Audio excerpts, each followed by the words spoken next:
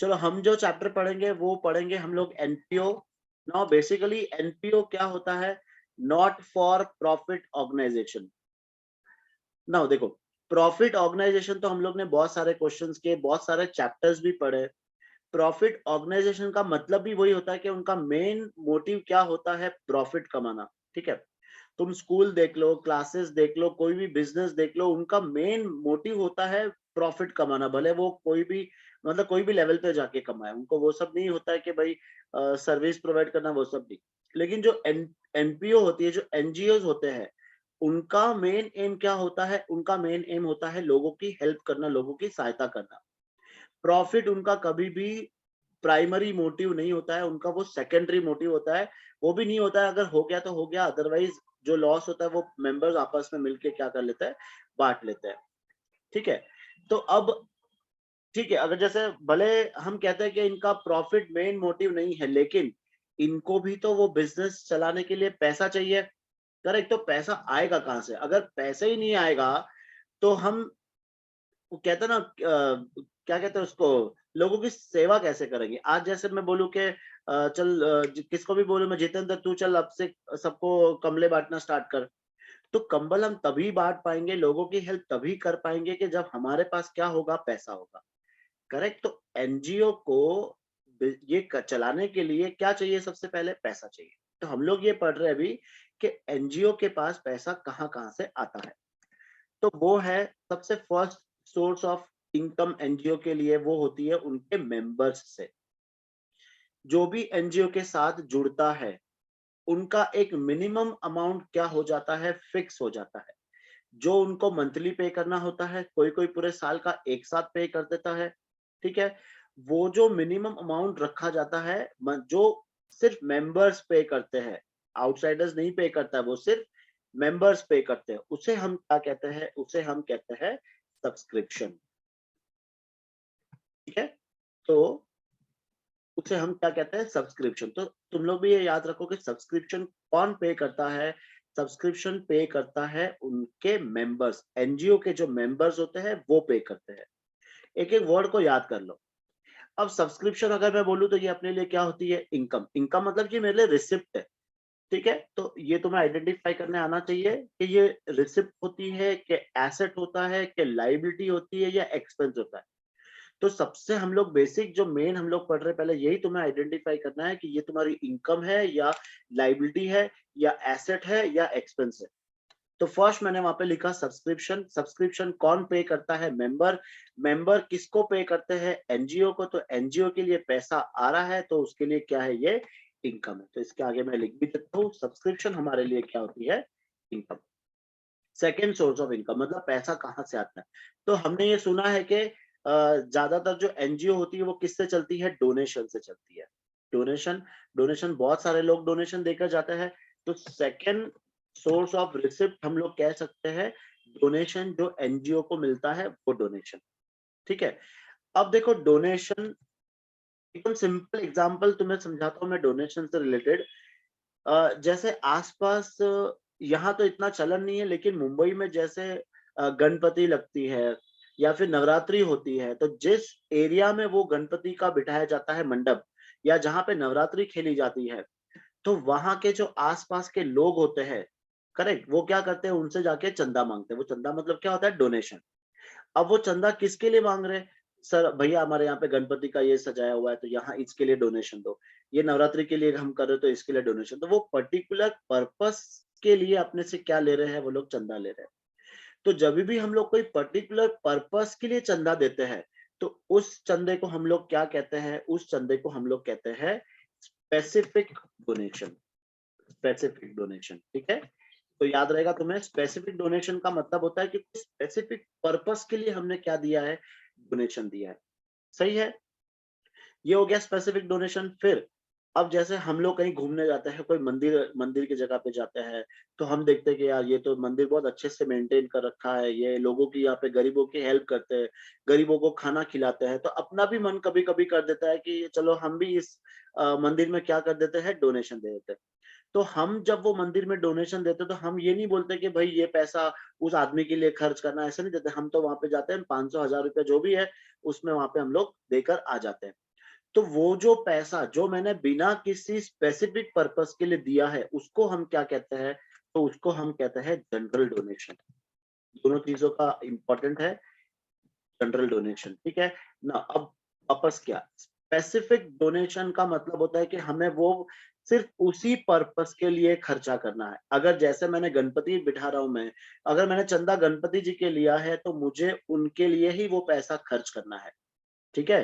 तो वो मेरी इनकम कभी भी नहीं होगी, वो अपनी क्या होगी? तो लायबिलिटी। वो हमेशा याद रखना तुम लोग, जो भी स्पेसिफिक डोनेशन होता है वो हमारे लिए क्या होती है? लायबिलिटी। और जो जनरल डोनेशन है, वो जनरल डोनेशन अपने लिए क्या होती है? तो इनकम। वो हम लोग हमारे हिसाब से हम लोग कहीं भी उसको स्पेंड कर सकते हैं, मतलब एनजीओ के लिए। यूँ नहीं कि हम लोग बाहर कहीं भी घूमने जा रहे हैं उसके लिए नहीं, वो सिर्फ एनजीओ के लिए। तो याद रखना, अगर डोनेशन कुछ अगर क्वेश्चन में आता है तो तुम्हें सिर्फ यही चेक करना है। फॉर एग्जांपल सिंपल लिखा है कि डोनेशन लिखा है, तो अपने लिए कौन सा हो गया? वो जनरल डोनेशन हो गया। और ऐसा लिखा है कि donation for building, donation for pavilion, donation donation for something else, तो वो मेरा कौन सा डोनेशन हो जाएगा? वो मेरा स्पेसिफिक डोनेशन हो जाएगा। अब यहाँ जो मैं लिख रहा हूँ कि ये लायबिलिटी, लायबिलिटी का मतलब होता है कि ये हमें बैलेंस शीट में लायबिलिटी साइड में शो करनी है। और अगर मैंने इनकम लिखा है, इसका मतलब मुझे इनकम एंड एक्सपेंडिचर अकाउंट में लिखना है, ठीक है। यहाँ तक होप तुम्हें समझ में आया होगा ना। सब्सक्रिप्शन और डोनेशन, इसके बाद अपने को और कहाँ-कहाँ से अपने को इस एनजीओ में पैसा आता है वो हम लोग सीखेंगे। तो नेक्स्ट हम लोग मैं इसमें लिख रहा हूँ एंट्रेंस फीस।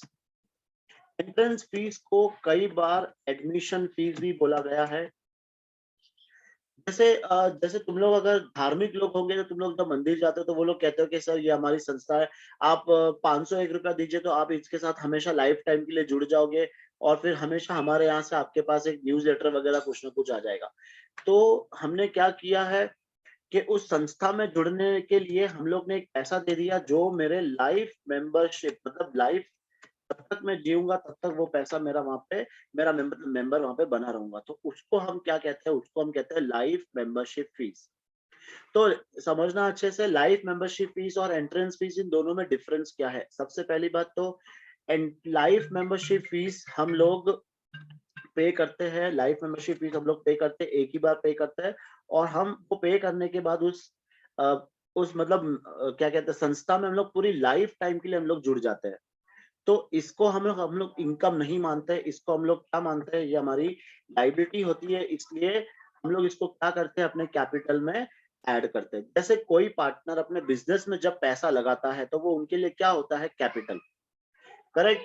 ऐसा ही सेम यहाँ पे किसी मेंबर ने लाइफ टाइम के लिए पैसा दे दिया तो वो भी उनके लिए क्या होता है? तो कैपिटल होता है, ठीक है। हाँ, अब एंट्रेंस फीस ना, एंट्रेंस फीस क्या होती है? जैसे हमने अभी कोई एक स्कूल में मुझे एडमिशन लेना है तो मुझे पहले वहां पे बोलेंगे कि सर ये डोनेशन है या फिर ये एडमिशन फीस है। नाउ अगर मैंने वो स्कूल में एडमिशन लिया है तो मेरा वहां पे क्या रहेगा? 10 साल या 12 साल, जब तक मैं वो स्कूल नहीं छोड़ता हूँ। उसके बाद खत्म। यूं तो नहीं होगा कि वो लाइफ टाइम तक चलेगा, नहीं। तो वो उसको हम लोग किस में गिनते हैं? एंट्रेंस फीस में गिनते हैं। और एंट्रेंस फीस को हम लोग क्या मानते हैं? एंट्रेंस फीस को हम लोग इनकम मानते हैं। ना यहाँ पे अच्छे से ध्यान रखना, अगर क्वेश्चन में दिया है कि entrance fees is to be capitalised, ठीक है, अगर क्वेश्चन में दिया है तो हमें इसमें इसको क्या करना होता है? अपने कैपिटल में प्लस करना होता है, अदरवाइज नहीं। अदरवाइज कहाँ लिखेंगे? इसको अपने इनकम में ही लिखेंगे। और लाइफ मेंबरशिप फीस कुछ भी नहीं बोला है तो उसको अपने को कैपिटल में प्लस करना ही है, ठीक है। हाँ, इसके बाद हमें और पैसा कहाँ से आता है? तो वो है लीगेसीज। ना लीगेसीज का मतलब होता है कि किसी पर्सन ने अपनी प्रॉपर्टी ट्रस्ट के नाम पे डोनेट कर दी है, तो उसको हम कहते हैं लीगेसीज। नाउ लीगेसीज बेसिकली क्या है कि संस्था के पास एक पैसा आ रहा है। अब उसमें भी सिंपल वही है कि जैसे कोई बोलता है कि ये पैसा 5 करोड़ रुपए ये ट्रस्ट के नाम पे हमने कर दिया ना, उसमें ये कोई बताया नहीं है कि ये तुम्हें पैसा कहाँ पे खर्च करना है, तो हम लोग उसको क्या मानेंगे? General legacy. और अगर कोई कहता है कि नहीं ये मेरी प्रॉपर्टी है, तुम्हें इसी के ये बिल्डिंग बनाने में काम लेनी है, तो वो हो जाएगा मेरा स्पेसिफिक लीगेसी। जैसे डोनेशन को किया था वैसे ही तुम्हें इस लीगेसी को भी ट्रीट करना है। कुछ भी नहीं दिया है तो इस लीगेसी को हम लोग क्या मानते हैं? इनकम मानते हैं। लेकिन जैसा तुम्हारा आरबीएससी में सॉल्यूशन किया, इस लीगेसी को क्या किया हुआ है, कैपिटल फंड में प्लस किया है। तो जैसे बुक में किया है वैसे ही हम लोग को सॉल्व करना पड़ेगा। अदरवाइज लीगेसी का सेम फंडा होता है डोनेशन के जैसा, लेकिन अब तुम्हारे बुक में जैसे किया है हम लोग भी वैसे ही करेंगे। लीगेसी को हम लोग क्या मान लेंगे, कैपिटल फंड में जाके इसको हम लोग क्या करेंगे, प्लस कर लेंगे। ठीक है। नाउ नेक्स्ट नेक्स्ट होता है, जैसे हम लोग ने एनजीओ के पास पैसा पड़ा है, एनजीओ ने कहीं उसको इन्वेस्ट कर दिया, तो वहां से अपने को क्या मिलता है, इंटरेस्ट मिलता है, तो वो अपने लिए क्या हो गई, इनकम हो गई। फिर जैसे हमारे पास कोई ओल्ड न्यूज़पेपर पड़ा है, हमने उसको रद्दी वाले को दे दिया, तो वो हमारे लिए इनकम होती है।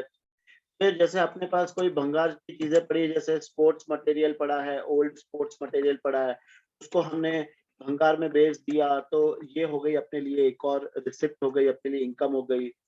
फिर हमने कोई एसेट बेचा है, तो profit on sale of asset और इन्वेस्टमेंट, ये अपने लिए इनकम हो गई। तो ये सारी चीजें जो लिखी है मैंने, ये अपने लिए क्या होती है, ये रिसिप्ट होती है ना। फिर जैसे लॉकर रेंट हो गया, तो ये अपने लिए इनकम है ना। अब यहाँ पे बच्चे कंफ्यूज होते हैं कि सर ये कहाँ जाएगा, वो कहाँ जाएगा। देखो बहुत सारी चीजों के आगे वर्ड क्लियर लिखा होता है, रिसीव्ड। अब तुम लोग इतने भी वो मतलब नहीं हो कि रिसीव्ड का मतलब नहीं समझते। रिसीव्ड का मतलब पैसा आया, पैसा आया उसका मतलब क्या होता है, रिसिप्ट। ठीक है, तो वो तुम्हारा डाउट नहीं आना चाहिए कि सर रिसिप्ट है या पेमेंट है। तो सबसे पहला बेस्ट क्या होगा, ये मैं हेडिंग लिख देता हूँ यहाँ पे, ये क्या है अपना, रिसिप्ट ऑफ एनपीओ। ये सारे अपने जो लिखे अपन ने, ये सब क्या है, रिसिप्ट है। और अगर कोई नया चीज भी आ जाता है तो उसके आगे रिसीव्ड या पेड वर्ड तो लिखा ही होगा। वो भी नहीं लिखा होगा तो इतनी तो बुद्धि भगवान ने दी है कि हमें वो हम आइडेंटिफाई कर सके कि ये मेरी रिसिप्ट है या फिर पेमेंट है। चलो अब नेक्स्ट चीज हम लोग पढ़ेंगे। जैसे हमने ये देख लिया कि रिसिप्ट क्या क्या होती है एनजीओ की, अब वैसे ही हम लोग ये देखेंगे कि एक एनजीओ का पेमेंट क्या क्या होता है ना। एनजीओ कहाँ पर पैसा खर्च करता है। देखो नॉर्मल जो उनके खर्चे है वो तो जा रहे है, ये जो एक प्रॉफिट मेकिंग ऑर्गेनाइजेशन के होते हैं वो सारे खर्चे एक एनजीओ के भी होते हैं। जैसे एनजीओ में लोग काम करते हैं, एनजीओ का रेंट लगता है, एनजीओ का light bill, postage, printing, stationery, ये सारे खर्चे तो नॉर्मल उनके है ही है। ठीक है। और उसके बाद और कहाँ पे पैसा जा सकता है, तो स्पोर्ट्स मटेरियल में जा सकता है, चैरिटी देने में जा सकता है, हॉनोरेरियम। हॉनोरेरियम क्या होता है कि जब हम कोई किसी पर्पस के लिए कोई सेलिब्रिटी को बुलाते हैं या फिर कोई स्पेशल पर्सन को बुलाते हैं, उनको जो हम पैसा देते हैं उसको हम क्या कहते हैं, हॉनोरेरियम कहते हैं उसको। ठीक है। अब वो अपने लिए क्या होता है, एक्सपेंस।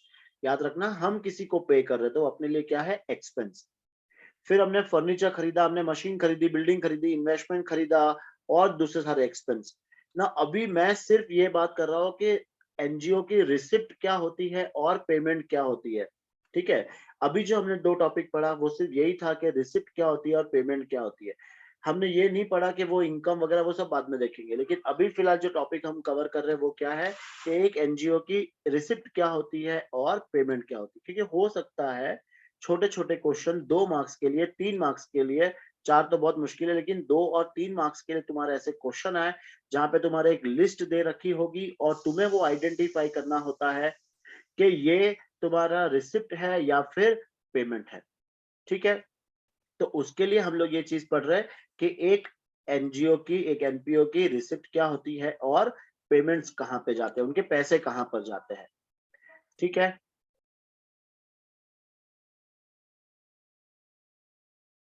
हमें इस चैप्टर में क्या क्या हमें प्रिपेयर करना होगा वो हम देखते हैं। फर्स्ट हम लोग सीखेंगे कि हमें रिसिप्ट एंड पेमेंट अकाउंट कैसे बनाना है। हम लोग सबसे फर्स्ट पहले यही चीज सीखेंगे। सेकंड हम लोग सीखेंगे कि इनकम एंड एक्सपेंडिचर अकाउंट हम लोग कैसे बनाते हैं वो सीखेंगे। और जो थर्ड पार्ट हम लोग सीखेंगे वो है बैलेंस शीट। और इसके बीच में हम लोग और छोटे छोटे पार्ट करेंगे, जैसे फॉर एग्जांपल छोटे मोटे ना जो अपन कहते हैं स्पोर्ट्स मटेरियल कंज्यूम, वो सब का हम लोग छोटा छोटा पार्ट और करते रहेंगे। सबसे फर्स्ट हम लोग आज देखते हैं कि रिसिप्ट एंड पेमेंट अकाउंट ये कैसे बनता है, ये हम लोग पढ़ेंगे आज। तो फर्स्ट हमें रिसिप्ट एंड पेमेंट अकाउंट का हम लोग एक फॉर्मेट देखेंगे। ये फॉर्मेट तुम्हारे सामने बनता हुआ बहुत सिंपल है रिसिप्ट एंड पेमेंट अकाउंट, बहुत बोले तो बहुत ज्यादा ही सिंपल है, ठीक है ना। अब इसके हम लोग सबसे फर्स्ट हम लोग यहाँ पर हेडिंग लिखते हैं receipt and payment, receipt and payment account for the, ये हमेशा याद रखना है कि ये जो चीज मैं लिख रहा हूँ ये हमेशा लिखनी है तुम्हें, फॉर द ईयर एंडिंग, जो भी डेट दिया होगा 31 मार्च 2021, ये लिखना कंपलसरी है, ठीक है। अब इसके जो डेबिट साइड का हेडिंग लिखते हैं वो हम लोग क्या लिखते हैं, रिसिप्ट। फिर यहाँ पर हम लोग क्या लिखते हैं सेकेंड कॉलम में, अमाउंट। थर्ड कॉलम में हम लोग क्या लिखेंगे, तो पेमेंट। और फोर्थ कॉलम में जो हम लोग लिखेंगे वो लिखेंगे हम लोग वापस से अमाउंट, ठीक है। अब ये इसको हमें कैसे समझना है, ये रिसिप्ट एंड पेमेंट मतलब कितना पैसा मेरे पास आया और कितना पैसा मेरे पास से गया। एक ये अकाउंट समझो हो गया एक मारवाड़ी बुद्धि वाला अकाउंट, मतलब मेरे पास कितना पैसा था स्टार्टिंग में, मेरे पास और कहाँ कहाँ से पैसा आया, मैंने किसको किसको पैसा दिया, और लास्ट में मेरे पास कितना पैसा बच गया, एकदम सिंपल हिसाब। तो इसके डेबिट साइड में जो हमें रिकॉर्ड करना है वो सबसे पहले हमें क्वेश्चन में चेक करना है कि उस क्वेश्चन में हमें क्या दिया होगा, ओपनिंग बैलेंसेस दिए होंगे। तो ओपनिंग बैलेंसेस किसके दिए होंगे, एक तो कैश इन हैंड के और एक दिया होगा कैश एट बैंक का, ये दोनों हमें ओपनिंग बैलेंसेस इस क्वेश्चन में दे रखे होंगे। फिर क्रेडिट साइड में हमें क्या लिखना होता है, क्रेडिट साइड में हमें लिखना होता है वापस से closing balance. Again closing balance किसका दिया होगा, कैश इन हैंड का और कैश एट बैंक का। तुम्हें पहले ये आइडेंटिफाई करने आना चाहिए कि कौन सा ओपनिंग है और कौन सा क्लोजिंग है। नॉर्मली जो 1 अप्रैल को दिया होगा वो हमारा होगा ओपनिंग बैलेंस, और जो 31 मार्च का दिया होगा वो होगा हमारा क्लोजिंग बैलेंस, ठीक है। अब आता है बारी के इसके डेबिट साइड में हम लोग क्या लिखते हैं। तो इसके जो डेबिट साइड है, जितने भी यहाँ ये जो डेबिट साइड है इसके डेबिट साइड में हम क्या लिखते हैं, और इसके यहाँ पर जो क्रेडिट साइड है इस पर हम लोग क्या लिखते हैं वो देखते हैं। तो इसके डेबिट साइड में अभी हम लोग ने जितनी भी सारी रिसिप्ट देखी थी वो सारी रिसिप्ट हमें कहाँ लिखनी है, डेबिट साइड में, बिकॉज कॉलम का नाम ही वही है रिसिप्ट। और इसके जो क्रेडिट साइड में है वो क्रेडिट साइड में हमें क्या लिखना है, सारे पेमेंट जो हम लोग ने अभी देखे थे पेमेंट वो सब हम लोग लिखेंगे इसके क्रेडिट साइड में। फिर हमें इस अकाउंट का, जैसे नॉर्मल एक अकाउंट को हम लोग जब क्लोज करते हैं वही हमें करना है, इस अकाउंट को भी हमें क्लोज करना है, डेबिट की टोटल करेंगे। फिर डेबिट की टोटल हमें कहाँ लिखनी है, अगर वैसे तो नॉर्मली डेबिट साइड की ही टोटल ज्यादा आएगी, इस डेबिट साइड की टोटल को हमें सेम क्रेडिट साइड में भी लिखना है, और क्रेडिट साइड में से सारे पेमेंट्स माइनस करेंगे। और उसके बाद जो हमें बैलेंसिंग फिगर मिलेगा वो नॉर्मली क्या होगा, कैश एट बैंक। हमें क्वेश्चन में दोनों में से कोई भी एक बैलेंस दिया होगा, हमें दूसरा बैलेंस फाइंड करना है। नॉर्मली हमने सारे क्वेश्चंस ऐसे ही देखे। अब तुम लोग थोड़ा सा मतलब इसमें एडवांस क्या जोड़ लो कि तुम्हें क्लोजिंग बैलेंस दे रखा है और तुम्हें ओपनिंग बैलेंस में से कुछ फाइंड करना है, हो सकता है ऐसे भी क्वेश्चन आ जाए। तो बेसिक फंडा क्लियर होना चाहिए कि अगर मुझे क्लोजिंग बैलेंस दोनों दिया हुआ है इसका मतलब मेरे क्रेडिट साइड की टोटल ज्यादा आएगी, और जो बैलेंसिंग फिगर मिलेगा वो मेरा डेबिट साइड का होगा। अगर मुझे डेबिट साइड का फिगर दिया हुआ है और क्रेडिट साइड का फिगर फाइंड करना है इसका मतलब मेरा डेबिट साइड की टोटल ज्यादा आएगी, तो बैलेंसिंग फिगर मेरा कहाँ पर आएगा, क्रेडिट साइड। एकदम सिंपल फंडा, अगर 2 मार्क्स के लिए आया तो इजीली तुम लोग क्या कर सकते हो, उसको आइडेंटिफाई कर सकते हो, ठीक है।